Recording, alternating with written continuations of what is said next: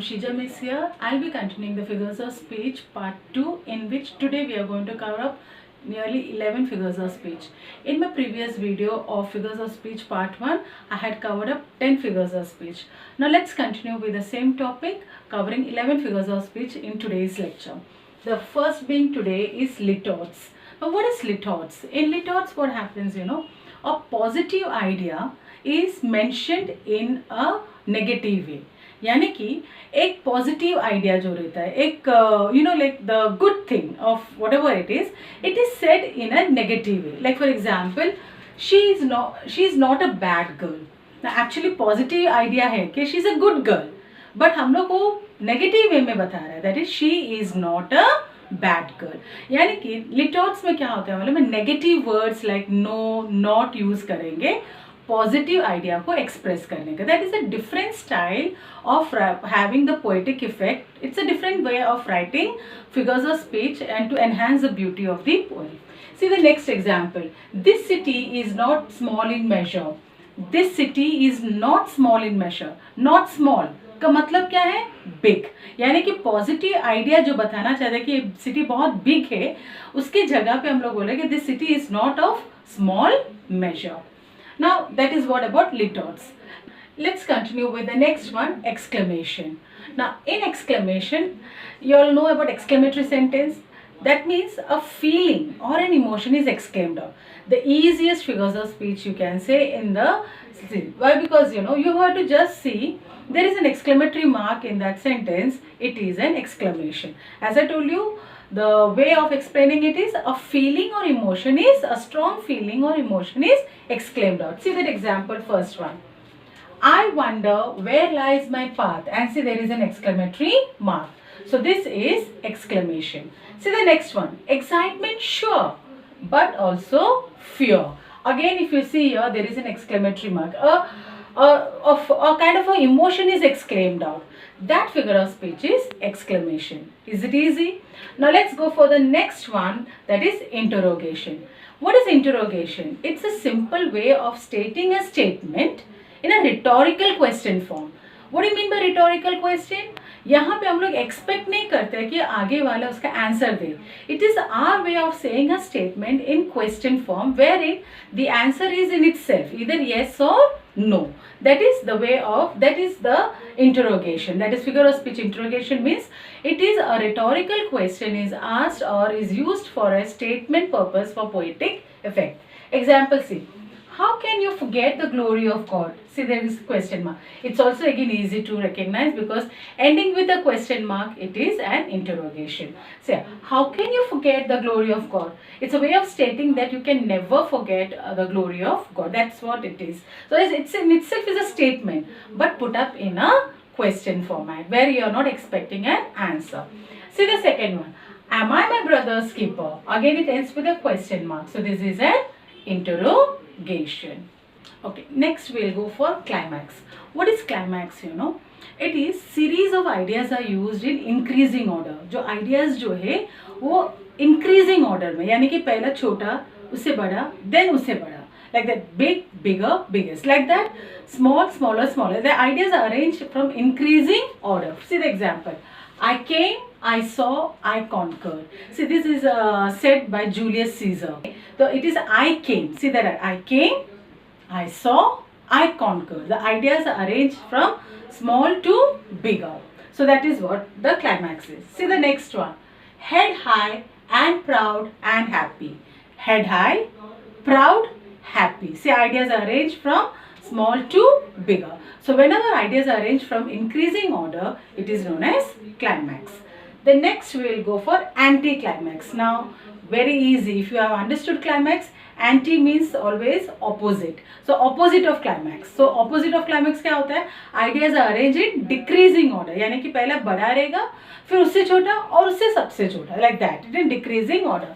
So example see. She died, she fainted, she fell. See ये actual life में ऐसा होगा नहीं. But to enhance a poetic effect or to give more of effect, they do this. She died, she fainted, she fell. Ideas are from highest order first, फिर उससे थोड़ा नीचे and सबसे नीचे. See the next one. Example. He lost his wife, his money, and watch in the accident. See, he lost his wife, the most precious. Then the less precious, money, and the least precious, that is watch. So ideas are arranged in decreasing order. Now next go for the hyperbole. Some people pronounce it as hyperbole, yeah, some people say hyperbole. Now hyperbole, I say it hyperbole. Now hyperbole is what, an over exaggerated statement. Like the idea is over exaggerated for poetic effect, and it's not going to happen like that, but to emphasize the idea more, an over exaggeration is used. See the example. She shed oceans of tears. Now see, it's never going to happen practically. तो ये तो hyperbole है, like कभी हो ही नहीं सकता है. कितना भी दुखी हो, you cry day and night, but you can't create oceans of tears. But to emphasize, that she was extremely unhappy, you are using this over exaggeration. See the next example. Entire universe rejoiced with my son's birth. Now see, this is also hyperbole. This is, I'm overstating, like maybe the immediate, the father and mother and the immediate relatives may be very overjoyed by the son's birth, but not the entire universe. Just to put an emphasis of the overstatement, this particular hyperbole is used. Okay, next we will go for tautology. Now this figure of speech tautology is what, different words of similar meaning is used for poetic effect.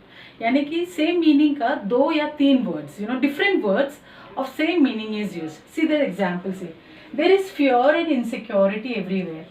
Fear and insecurity almost has a similar meaning, so it is used for emphasis. Okay, see the next one. Use boiling hot water. Now boiling and hot, similar meaning, means it is extremely hot, so both are having the same meaning. So tautology means using different words of similar meaning for poetic effect, that is tautology. Now let's go for the next one, repetition. Now repetition is very easy. Either a word or a phrase. Now what do you mean by phrase? Phrase means group of word, okay, which doesn't have a subject or a predicate as such. Okay, it's just a part of a sentence. So either a word, single word, or a phrase is used repeatedly for poetic effect. This you must have heard it right from your kindergarten days, like example say twinkle twinkle little star. तो यहाँ पे क्या जो twinkle जो है, that word is repeated twice. See, twinkle twinkle little star. So the word twinkle is repeated for poetic effect. See the next example. London Bridge is falling down, falling down, falling down. यहाँ पे क्या हो रहा है? Falling down जो phrase जो है, see falling down is a phrase which constitute of 2 words here. Phrase का मतलब minimum 2 words से लेके 5 words तक होता है. Doesn't have a subject in it. Okay, so falling down, यहाँ पे ये example में falling down जो phrase है, it's repeated thrice here. See, falling down, falling down, falling down, to enhance the poetic effect. So repetition means either a word or a phrase is repeated for poetic effect. Now let's come for the next one, inversion. As the name says, inversion का मतलब क्या? उल्टा. Inversion means उल्टा जो है. तो यहाँ पे क्या होता है मालूम है? Words are not arranged in correct prose order. Normally एक sentence में कैसा होता है? Subject होता है, predicate होता है. Subject के बाद finite verb और object and then the phrase. इस तरह एक normal order में एक sentence होता है. But in case of inversion, the poetic device figure of speech inversion में word order is changed. It is kept in different manner. It is not in the right correct prose order. Example see. Down she fell. Actually वो sentence कैसा लिखना चाहिए? She fell down. That's a right way of writing it in prose order.